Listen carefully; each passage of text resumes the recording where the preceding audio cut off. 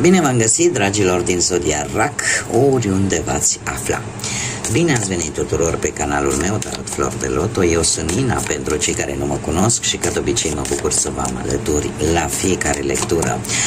Azi voi face lectura pentru perioada cuprinsă între 25-31 iulie. Deci ce a mai rămas din această lună de vară. Așa că toți cei care aveți soarele, luna, Venus, ascendentul sau oricare alt aspect astral important pentru voi din harta voastră natală și care are legătură cu Zodia RAC, atunci această lectură este de asemenea și pentru voi. Desigur, dragii mei, ca de fiecare dată nu uitați, este o lectură generală.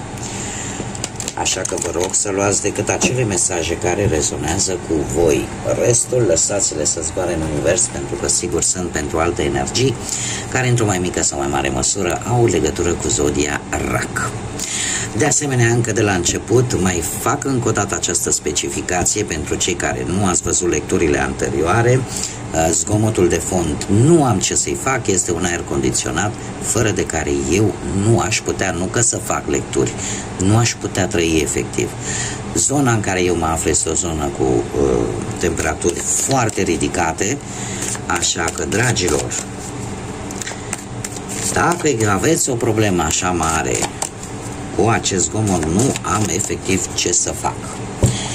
Este ceva de care nu mă pot lipsi în acest moment, chiar am încercat și efectiv deci nu pot.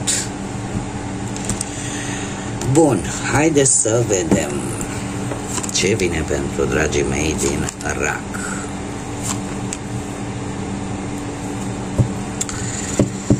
Dragilor, voi aveți idei noi, nu știu, ați primit un mesaj, o veste, un e-mail, în general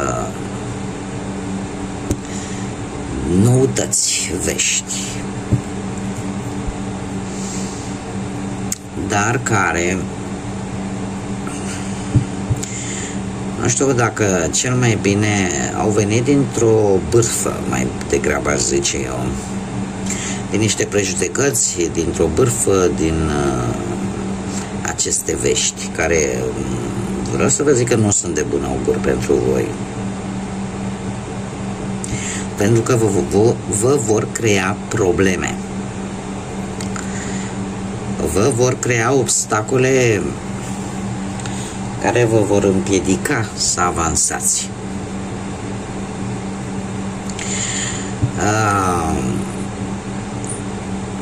Și e posibil ca aceste vești, mare atenție, dragilor, nu vă lăsați purtați de tot ce zboară se și mănâncă, pentru că e posibil să fie strict o mică neînțelegere, dar care să meargă atât de departe încât să vă creeze niște obstacole mari. Și asta puteți să o adaptați în funcție de ce vă interesează mai mult, dacă e vorba de, nu știu, de bani, de muncă sau de viața sentimentală. Deci mare grijă. E vorba de niște, ori de o neînțelegere pur și simplu, ori de niște bârfe. Cert este că toate aceste lucruri care vor ajunge la urechile voastre până la sfârșitul lui iulie nu va face altceva decât să vă creeze obstacole. Un 3 de bâte. Un 3 de bâte care îmi spune că e o situație în plină desfășurare. Și se pare că cumva vreți să dețineți controlul acestei situații. Haideți să vedem ce ne spune tarotul, ce vine pentru dragii mei din RAC sau cu legături importante cu această zodie în perioada 25-31 iulie.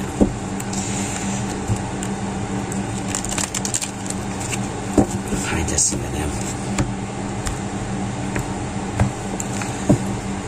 Și să vedem, pe plan profesional. Da, se pare că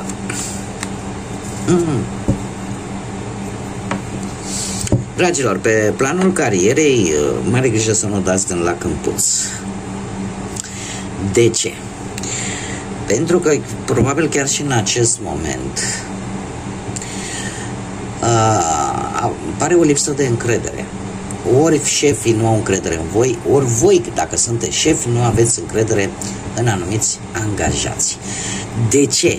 Pentru că există aici energia aia trădării, există niște minciuni, există, cum să spun eu, o înșelăciune. Există niște persoane în care voi nu mai puteți avea încredere. Și veți încerca în perioada asta scurtă de timp cât a mai rămas din iulie, să lăsați în urmă cumva aceste lucruri, doar că, nu știu, orică veți încerca să rezolvați situația sau să renunțați brusc, chiar și la un job pentru unii dintre voi, doar că mi-apare mie un 5 de cupe aici. Există niște păreri de rău, o decepție foarte mare. Pentru că cât veți încerca voi să lăsați în urmă, nu o să puteți. Pentru ceva tot nu va ieși bine. E posibil să apară întârzieri în ceea ce privește anumite documente legate de locul de muncă. E posibil să apară întârzieri în a primi banii, în a vedea, domne, câte ore ai lucrat. Păi eu atâta, pe uite, aici la noi apar mai puține, da?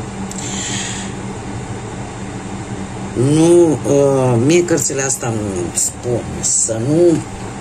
Încrederea se câștigă, dragilor.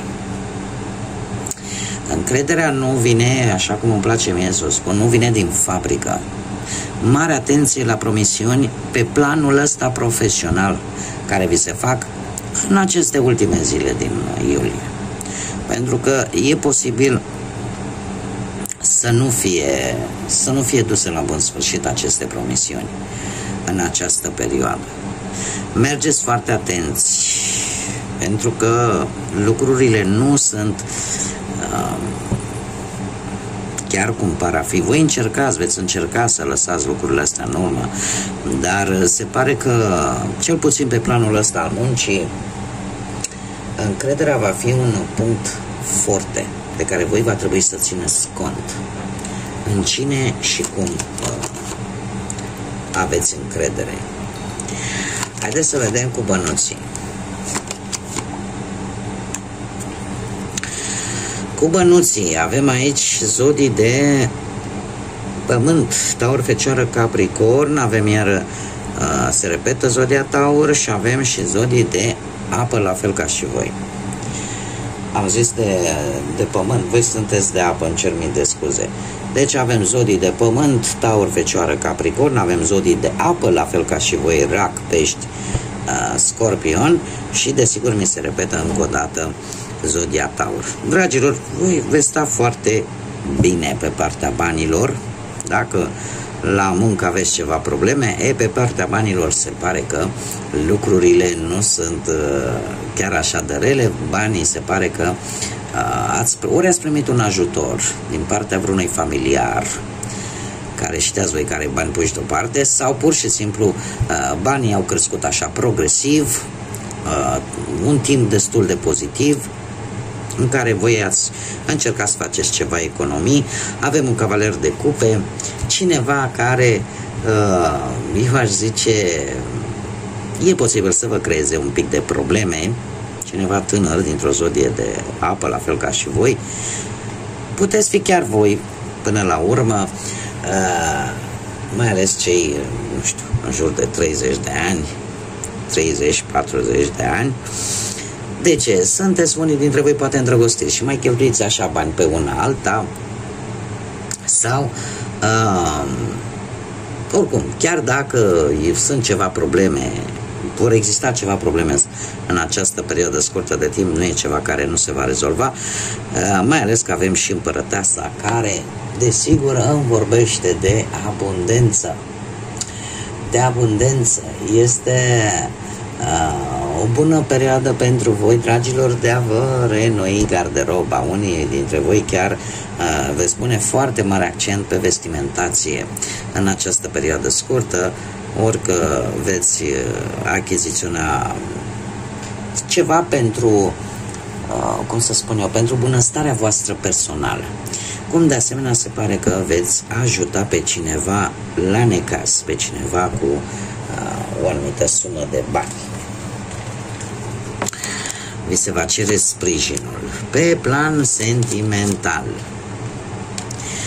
Pe plan sentimental, cei care sunteți într-o relație, se pare că, nu știu, am aici de 2 ori repetată zodia Leu. Și, desigur, zodiile de pământ, încă o dată, Taur, Fecioară, Capricorn. Dragilor, voi se pare că lucrurile în relație merg bine, ați avut poate o parte recent de o căsătorie, poate chiar pentru unii dintre voi s-a oficiat poate o logodnă, o nuntă. Cert este că există multă iubire, există pasiune și e posibil ca perechea voastră să fie un personaj cu un caracter puternic, dar în același timp care are foarte multă dragoste vis-a-vis de voi.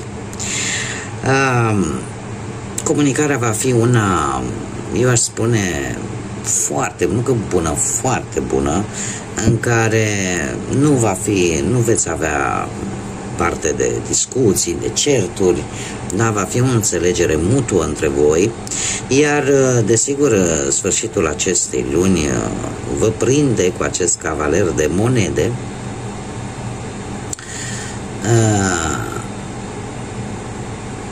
cu foarte multă răbdare. Cu foarte multă răbdare și voi, în mod special, veți fi foarte axați pe siguranța relației voastre. Chiar dacă asta va implica mai multă responsabilitate din partea voastră. Vi se va onora un compromis sau voi veți onora o promisiune care are legătură cu relația voastră. Până la sfârșitul lunii. Mergem mai departe. Cei care sunteți singuri, dragilor, dragi.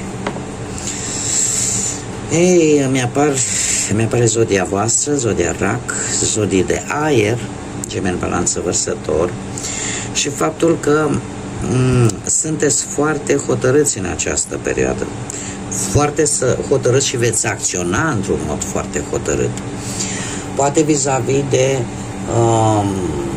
cineva la distanță cu care voi puteți să aveți o conexiune sau o convorbire sau... Pentru că și acest 10 de cupe e posibil să se apropie un eveniment familiar important pentru voi. Și știi cumva, de asemenea ne mai poate vorbi de faptul că v-ați stabilit niște valori foarte solide în ceea ce privește viața voastră sentimentală sau cum ar trebui să arate ea. Iar asta vă va face ca în următoarea perioadă ori să faceți o călătorie într-un mod foarte hotărât, fără niciun fel de dubiu, poate către cineva care pentru voi reprezintă ceva important, poate să fie dintr-o zodie de aer, așa cum am mai spus, Gemeni, Balanță sau Vărsător. Acest cavaler de spade care mie îmi spune că este cineva foarte, în general, foarte iute, așa, foarte... Sau voi, mai ales voi, dacă aveți ca și ascendent o zodie de aer, voi deja nu mai stați la discuții. Deci am luat hotărârea, mă duc să caut, mă duc să văd. Sunteți foarte determinați pe partea asta sentimentală. E, cum să spun eu, poate să fie vorba chiar și de o veche iubire. Și voi să vă îndreptați către această energie. E ca și cum ai zice, trec la acțiune, iubire, vin către tine. Bun, haideți să vedem un mesaj pentru voi, dragilor din Rac, pentru perioada 25-31 iulie. Mi-a ieșit 2. Da, aici clar apare o propunere. Am 27 sau 9 să fie ceva important și e vorba de o propunere atât la nivel sentimental cât și la nivel de afaceri în mod special, da? Dar se apare o șansă, o ofertă, da? O propunere. Acum depinde de voi dacă și o veți accepta sau nu. Și avem nebunul, cifra numărul 12 sau cifra 3, care îmi vorbește de intuiție. Ascultați-vă intuiția. Am văzut încă de la primele cărți, nu tot ceea ce zboară se și mănâncă. Ce îmi spune această carte? Îmi spune că trebuie să ai curaj să îmbrățișezi schimbarea, asumă-ți anumite riscuri și fii aventuros. Este de fapt mai mult sau mai puțin energia nebunului din tarot, care spune, domne, vreau să iau de la capăt, chiar dacă necunoscutul, nu?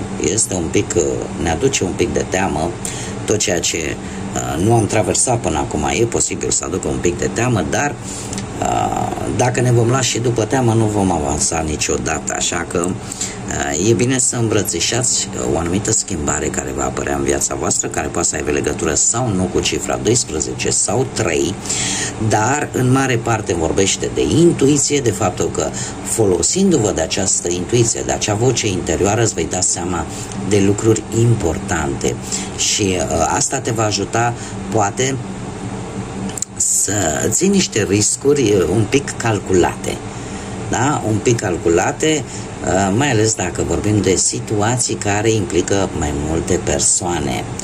Așa că ascultă-ți intuiția în următoarea perioadă. Posibil ca și această propunere să aibă ceva în comun, o propunere pentru ceva nou, că este în mediul profesional, că este poate în mediul financiar pentru unii sau în mediul sentimental, este o provocare, este o ofertă pe care ți-o oferă viața, ți-o oferă poate cineva, o anumită situație, o anumită energie în care se pare că într-adevăr va trebui să-ți asumi un anumit risc și să te bucuri. Știți cum e? Într-o călătorie bucură-te de drum și nu neapărat de destinație.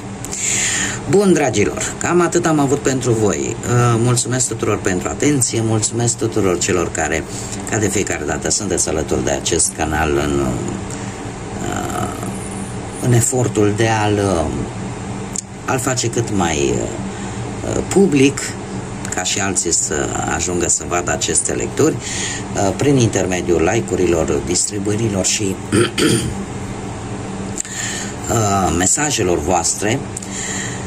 Așa că mii de mulțumiri tuturor pentru contribuția voastră în dezvoltarea acestui proiect. Bun venit celor care sunteți noi pe canal, iar până data viitoare, când ne vom reîntâlni la o nouă lectură, eu vă doresc tot binele din lume, multă energie pozitivă, numai bine, pace și echilibru. Până data viitoare, să fiți iubiți, dragilor!